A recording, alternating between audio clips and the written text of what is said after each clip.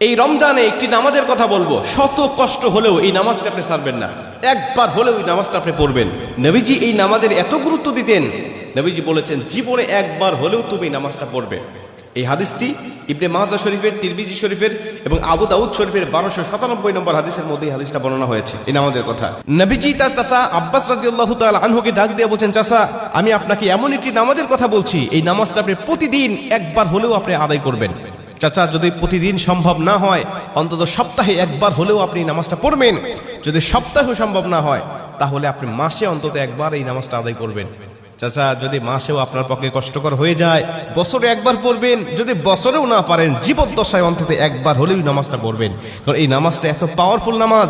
এই নামাজটা আদায় করার কারণে আপনার প্রকাশ্যে অপ্রকাশ্যে যত গুনাহ করেছেন, আপনার ইচ্ছায় অনিচ্ছায় যত গুনাহ করেছেন, আপনার অতীত জীবনে যত গুনাহ করেছেন, সব গুনাহ আল্লাহ আপনাকে ক্ষমা করে দেবে। চাচা এই নামাজটার নিয়মটা একটু ব্যতিক্রম। এই নামাজটাকে বলা হয় সালাতুত তাসবিহ। এই নামাজের মধ্যে অতিরিক্ত কিছু তাসবিহ পাঠ করতে হয়। সুবহানাল্লাহ, আলহামদুলিল্লাহ, লা ইলাহা ইল্লাল্লাহ, আল্লাহু আকবার। এই চারটা তাসবিহ একত্রিত করে সুবহানাল্লাহি ওয়াল হামদুলিল্লাহি ওয়া লা ইলাহা ইল্লাল্লাহু আল্লাহু আকবার, এই তাসবিহগুলো, এই বাক্যগুলো এখানে পাঠ করতে হয়। 4 রাকাত বিশিষ্ট এই নামাজ সালাতুত তাসবিহ 4 রাকাত পড়তে হয় এক নিয়তে। 4 রাকাত নামাজে প্রতি রাকাতে 75 বার করে করে মোট 300 বার এই তাসবিহটা পাঠ করতে হয়। সুবহানাল্লাহি ওয়াল হামদুলিল্লাহি ওয়া লা ইলাহা ইল্লাল্লাহু আল্লাহু আকবার, এই তাসবিহটা, এই দোয়াটা 75 বার করে করে প্রতি 4 রাকাতে মোট 300 বার করে আপনি পাঠ করবেন।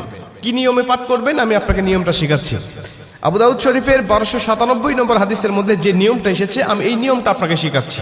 আমাদের সমাজে আর বেশ কিছু মানুষ বেশ কিছু নিয়ম বলে, কিন্তু আমি আপনাকে হাদিস থেকে সরাসরি নিয়মটা জানাচ্ছি। এটা আপনি রেকর্ড করে নেন, খাতা কলম থাকলে লিখে নেন।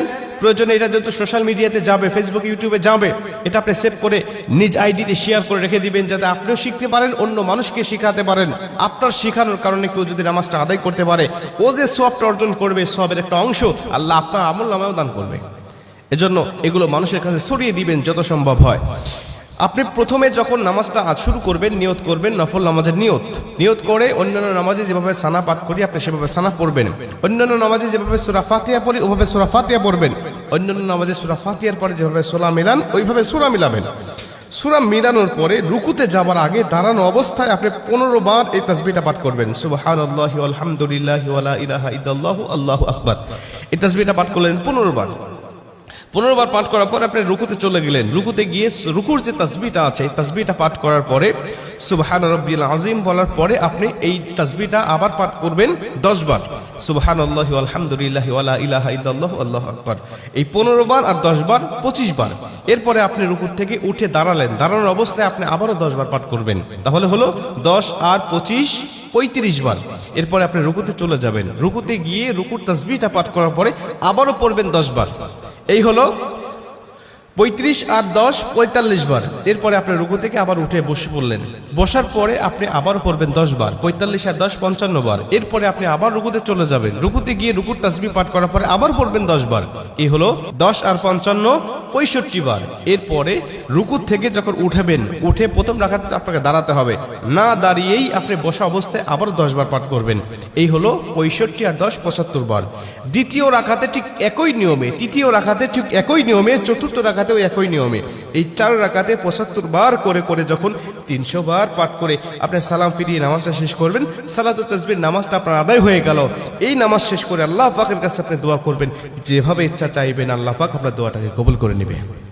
আমরা দেখেছি বেশ কিছু পিকচারের মধ্যে, বেশ কিছু জায়গায়, বেশ কিছু লেখায় আপনি এই নিয়মটা বর্ণনা করার পাশাপাশি একটু ব্যতিক্রম বর্ণনা করা হয়েছে, যে শেষ রাকাতে সেজদা থেকে উঠে বসে না পড়ে রুকুতে যাওয়ার আগেই মোট 25 বার পড়তে হবে। অর্থাৎ রুকুতে যাওয়ার আগে 10 বার আর সানা পড়ার পরে 15 বার। এই নিয়মটা বর্ণনা করা আছে, কিন্তু হাদিস শরীফের মধ্যে আমি যেটা বললাম এই নিয়মটা বর্ণনা করা আছে। অতএব এই নিয়মে যদি আপনি নামাজটা আদায় করেন, আশা করা যায় আপনার নামাজটা কবুল হয়ে যাবে।